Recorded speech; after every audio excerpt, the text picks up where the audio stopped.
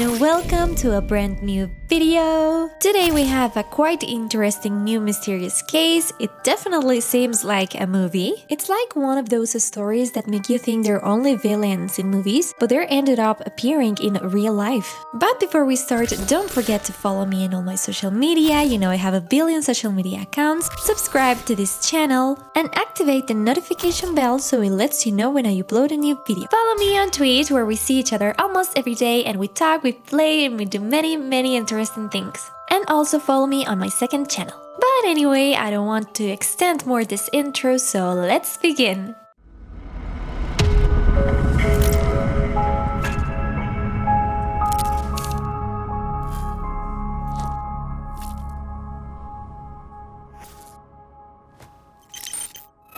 The case of Skylar Neese.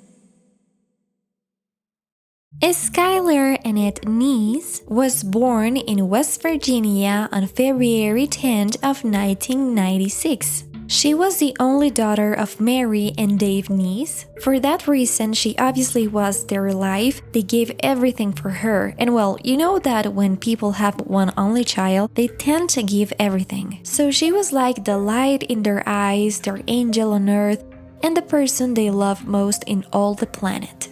Her mother worked as an administrative assistant in a cardiac laboratory. On the other hand, her dad, Dave, was a product assembler in Walmart. Skylar was, you could say, part of the group of popular girls in her school. But besides being a popular girl, she wasn't one of those no one really liked. Quite the opposite. Everybody loved her a lot. She had a heart and a free spirit. She was loving and she was also a very good friend. And she was also very smart, so she did really well in school. Her dream was to become a criminal attorney. Everything around her was very nice. The people loved her so much. She treated everybody with kindness. Her attitude was nice and she was very creative and very clever. Everybody loved her so much. Also, it was normal in that time. She spent a big part of her time in social media. Back then, she was 16 years old and all the social media we know already existed. She was especially active on Facebook and Twitter. When she was little, at the age of 8, she met a girl called Shelia Eddy. She became one of her best friends, and eventually, as they went through high school, they met another girl called Rachel Schaff. As it happens in many cases, and I can say that this happened to me as a personal experience, when I was in school, I ended up in a 3-friend group. I knew one of them from a long time ago, and the other one eventually arrived to the group. What happened was that we became inseparable, which also happened with Skylar's group. The 3 of them started being together all the time. They went everywhere together. It was like that group everyone knew as the 3 inseparable friends. Blossom, Bubbles, and Buttercup. I mean, it was one of those very solid friendships. And it also happens in many cases. It also happened to me in some kind of way. There's always a time when 2 of them become a little bit closer. But before I link this story, I want to tell you a little bit about Skylar's 2 friends so you can know them too. Shelia Reid Eddy was the daughter of Tara and Gret Eddy. She was born in West Virginia on September 28, 1995, a year before Skylar. But unlike Skylar's family, which was very united, her parents loved her very much, and they were very good family, Shelia went through a very difficult situation in 2009 when her parents get divorced. This happened because Greg, the father, had a car accident and he was left suffering with a brain injury, which eventually had an effect on the marriage and they got divorced. Tara, her mother, ended up taking Shelia to live with her and she kept working for several years as an accountant. By 2010, a year after the divorce, she met another man and married him that same year. His name was Jim Clendenin. That's when Shelia and Skylar became friends again, for they knew each other from before, but after all these situations, they were separated for several years because they didn't live close. But when Tara, her mother, married again, they lived once more in the same city. That's when they met and started this friendship of many years again. Shelia was also considered one of the most popular girls of her school. She was a little more reserved than Skylar, and not everybody liked her attitude all the time. But nonetheless, she was a very good student, and let's say that she recovered and became a wealthy girl, so to speak, after her mother married again, for her stepfather had a lot of money. Besides that and the popularity she had in school among her friends, let's say that little by little she had a sort of glow up, so she considered herself as a very sexy girl as others did too, and let's say that this also gave her a different status, as you know that sometimes happens in the schools. On the other hand, there's Rachel Schaff, who was the daughter of Rusty and Patricia Schaff. Same as Skylar and Shelia, she was also an only child. It's worth noting that Shelia was also an only child. She also suffered her parents' divorce. Despite that, she was also a very talented girl. She really loved singing, theater. She had a very developed artistic personality, and she did very good in all of that. But let's say that there was a big difference between her friends and her. One thing is that you could say that she was a red hair, her real hair was a ginger, and you could know that sometimes this characteristic, as happens with people from other ethnicities in the USA, generates something inside other groups, like they think if they're not like normal, so to speak in this case. But anyway, this characteristic subjected her to some discrimination in her school, but that didn't prevent her from being, so to speak, among the popular girls with her other two friends. Another very particular characteristic she had, unlike her friends, was that her family also came from a very strong Catholic tradition. Oh my god. But anyway, now that we know them a little bit better, they started to be very close. People say that Skylar became especially like a rock for both of them, who had suffered their parents' divorces, so all of them became very close. But as I've mentioned, it came a time in which one of them became closer to just one other friend. Shelia and Rachel started getting closer because of their life's stories and eventually began having certain problems that happened, as you know, with teens. Because when one gets closer to the other, the whole thing becomes awkward. And they expressed this a lot through social media. Especially Skylar made very weird comments, like subtle messages to their friends. But anyway, their friendship was a long one, and this didn't prevent them from getting closer and for their families to be accepted. Skylar's parents loved Shelia and Rachel very much. They saw them as their other own two kids. They were very, very close, and they spent a lot of time at Skylar's house and did many things together. But anyway, what started happening too was that eventually the girls were growing up and little by little became more and more rebel. It became a part of their daily routine to run away from their homes at night through the window to go and do different things. Among that, one of the most common things they did was smoke weed.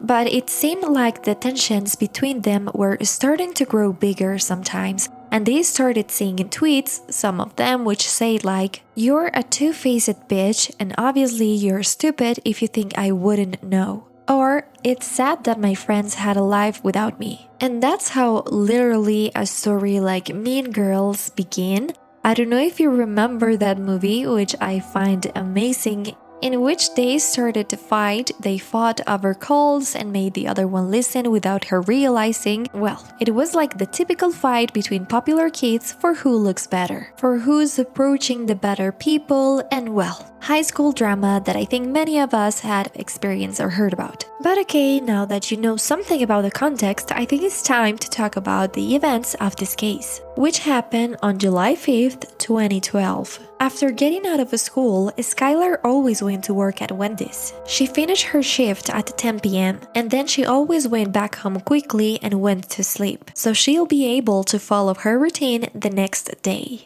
That day, she left her shift at Wendy's indeed, went home and stayed dining and talking with her parents for a while. They also watched some TV, and at around 11 p.m. she felt very tired. She said goodbye to each one of them nicely, as she always did, very loving, and went to bed. In those days, she was fighting with her friends, but it seemed like she started getting several messages from them, so she went to sleep completely normally. The next day, her father arrived after working at Walmart. He was going back home to hand the car to Skylar so she could go to her shift at Wendy's. However, when he got home that afternoon, he found her door locked, which was something very suspicious. He began calling her and she didn't reply. So he decided to go through the window, but he realized it was open.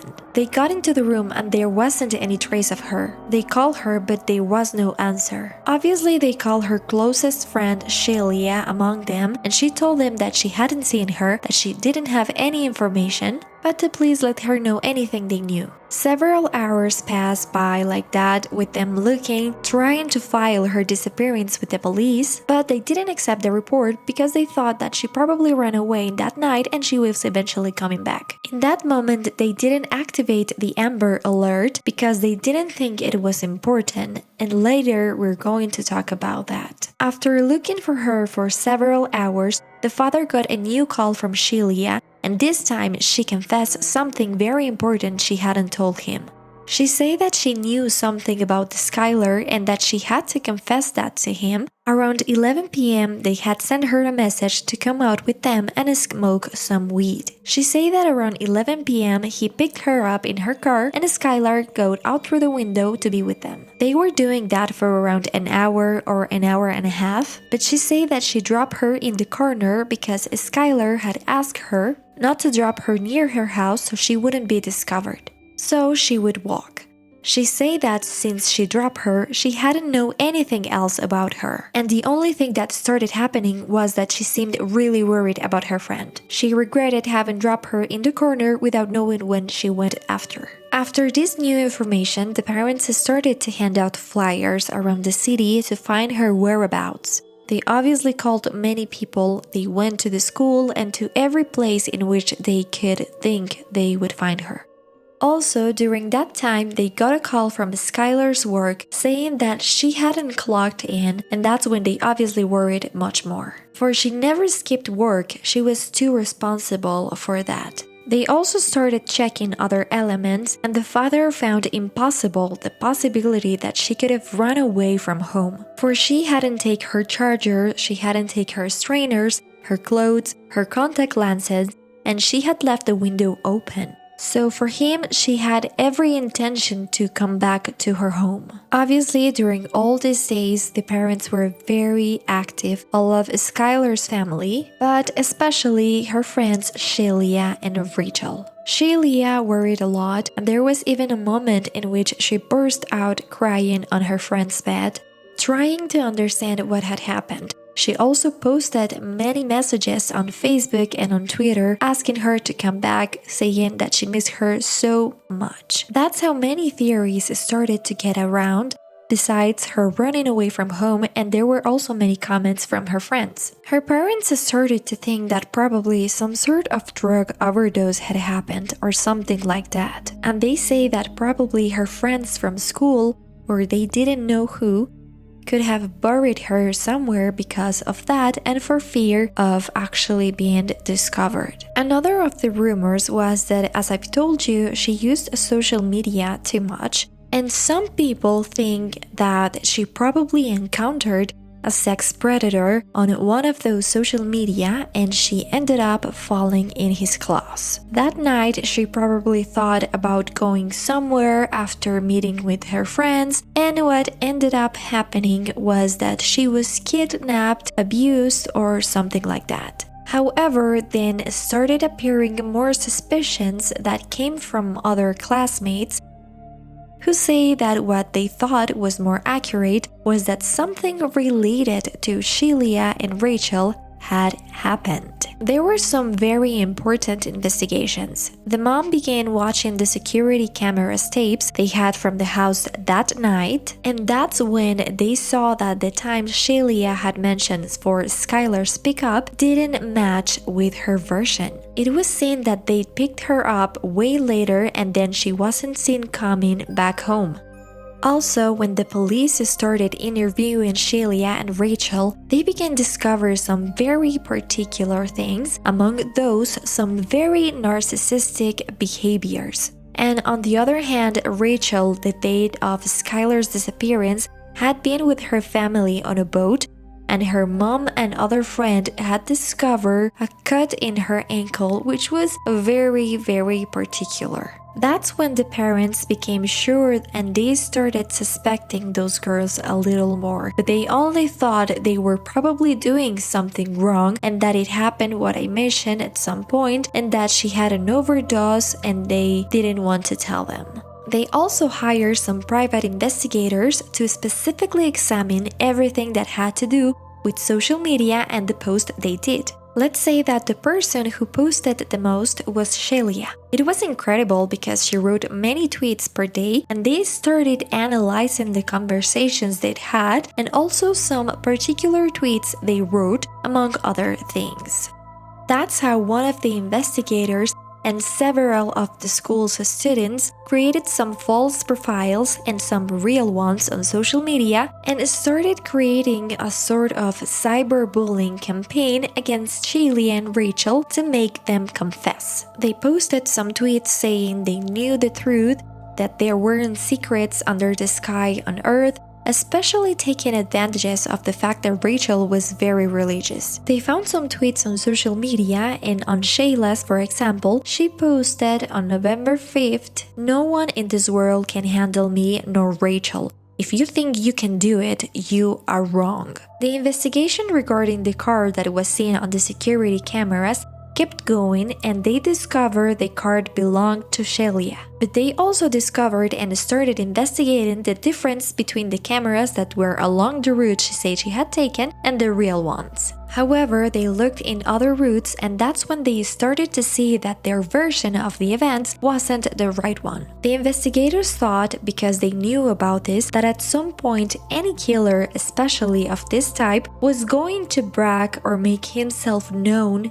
as the author of the crime, especially when they have psychopathic or narcissistic personalities. They started to talk to them, but separately, and they saw how little by little they started distancing from each other. In one of the interrogation, they asked Rachel what she did that night, and she started saying that actually they had gone to a forest to get high. Obviously, these stories started to change here, but when they asked Shelia, she also said the same. So it was like they were constantly communicating to change their versions. The police already knew there was something very odd there, that these girls, one way or the other, were lying. So they just say that it was a matter of time for them to catch them.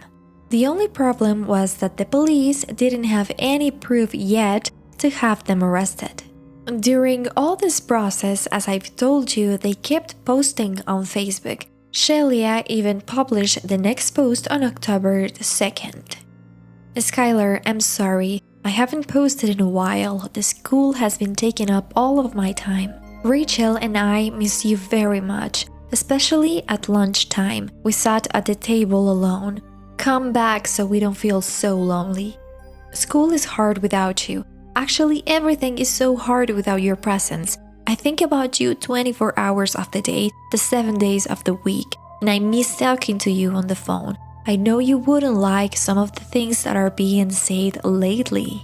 So the interrogations kept going. It is said that on one occasion, Shelia dressed up provocatively and tried to seduce many of the investigators, which was a giant red flag for them, so they started suspecting even more. However, on December 8, 2012, the police received the next call. "I have an issue with a 16-year-old daughter of mine. We can't control her anymore. She's shooting us, she's screaming, she's running through the neighborhood. Give me the phone." Like, okay, no, this is over, this is over. My husband's trying to contain her. Please hurry. As you can hear, Rachel's mother, Patricia, made a call to the police that night. And it seemed like her daughter was having a nervous collapse. You can even hear some of her screams in the back of the call. "Give me the phone." Like, okay, no, this is over, this is over. My husband's trying to contain her. Please. And she was basically having a nervous breakdown for many reasons. In that moment, she was checked into a psychiatric hospital in Chestnut Ridge. And almost immediately, Rachel's parents hired a lawyer. So everyone who wanted to talk to Rachel first had to talk to him. They did this because they wanted to prevent Shelia from contacting her and convince her not to talk. The lawyer started to negotiate a sentence reduction for Rachel if she told the truth. Obviously, all the police officers were waiting for the version in which she told them about an accident they had with the Skylars because of the drugs. But it was then when everything took an unexpected turn. In that moment, she confessed and said, "We stabbed Skylar. It wasn't an accident, it was a murder." Then she started telling the awful story about what had happened that night after they picked her up. It was true that they picked her up and convinced her to go smoke with them as they did on some various occasions. Skylar agreed, however, that time they went farther than planned. She started telling that about a month before, they began planning together Skylar's murder. It is said that several friends or people from school had heard them saying that they were going to murder her. And when they realized they were listening, they always said it's just a joke. From the beginning, Rachel and Shelia had gone out with everything prepared for that night.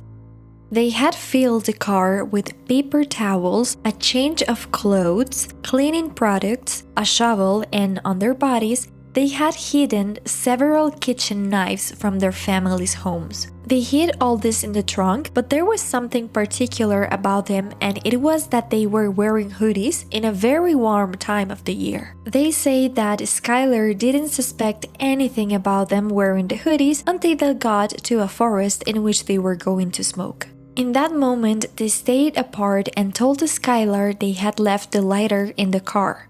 That's how Skylar is starting to go back to the car, and while she was heading that way, they counted to 3, took out the knives and starting stabbing her. They say that in the middle of the attack, Skylar escaped, but they stabbed her knee so she couldn't run. After that, she just started screaming, why? At some point, Rachel stopped stabbing her. However, that's when Shelia took the knife and started doing it more repeatedly. They say that she did that until she saw she wasn't breathing anymore and was just bleeding out on the ground. In that moment, what they did was clean everything with the stuff they had already. They put on the change of clothes and also tried to bury her. They tried to bury her someplace near where they were, but there were many rocks and it wasn't easy to dig there. So they ended up leaving her just covered in dirt and some leaves. They went home and carried on normal with their lives, arriving at around 6 a.m. from that day. Obviously, when Rachel confessed to this crime, the shock was very great for everybody, especially for their parents who considered them as their daughters. She started giving the details about the place where they buried her. However, the first time that the police went to look for the body, they couldn't find it because it was snowing at that time. Keep in mind that this happened 6 months after the murder, so it was winter already. They had to wait for a few weeks, and after that, Skylar's skeleton came to light, and then they picked up the body for the investigation. The police performed the autopsy and found that she died because she was stabbed more than 50 times in her body. I mean, imagine that, 50. Obviously, everybody got word of that. The parents, the school students, among many other people. And also people who already knew that was going to be the result. So then the process of the sentence of those girls began. Shelia didn't know in that moment that Rachel had confessed to everything. She carried on with her lie, even posting things on Facebook, photos, and well, among many other things. But then she found out and she was arrested in a restaurant where she was eating with her family. They said she just started screaming and she made a big show and couldn't believe it. When the trials began, some very particular attitudes could be seen. You could see that Shelia was a girl who didn't care much about anything. She didn't have feelings. You could see her smiling on many occasions during the trial. She was more worried about how she looked, and you can see that in the photos from those days. Obviously, the DNA samples from Shelia's scars, which also had traces of blood, were compared against Skylar's, and that's when they discovered everything and found the evidence. Shelia was accused on first-degree murder, and that's how they sentenced her to life in prison, for she was tried as an adult. Rachel was found guilty of murder, but this time it was second-degree murder. And because she confessed it and, well, said all that, they negotiated with her and gave her a 30-year sentence. But she had the possibility of asking for parole after 10 years. According to some sources and investigators, they discovered that the place where she was found, her remains, hadn't been the place where they murdered her. According to what some people said, and this is not an official version, they say that they moved the body several times, like they came back to the forest several times to hide the body better. Clearly, as I've told you, this was a very big deal, not only for Skylar's family, but for those girls' families. It was something very difficult for all of them, for they couldn't believe that they had done that. Their classmates couldn't believe it either, and many of their close friends couldn't believe that too. Also, a modification was made and a new law was created, called the Skylar Law, which is basically a law that allows for the Amber Alert to be activated for anyone that could be going through this situation without having to wait. As I told you in the beginning, the police believed that the girl had simply escaped, and that's why they didn't activate the Amber Alert. But let's say that thanks to Skylar's case, this law was made so the Amber Alerts can be activated disregarding the time or what the police thinks. But well, many of you would obviously be wondering why they killed her best friend or the person closest to them. What they said, or the reasons they gave for having murdered her, were that they just didn't like her. That they didn't want to be friends with her, so they said, why don't we kill her? Rachel specifically said, we didn't like her anymore and we didn't want to be friends with her, we just didn't like her.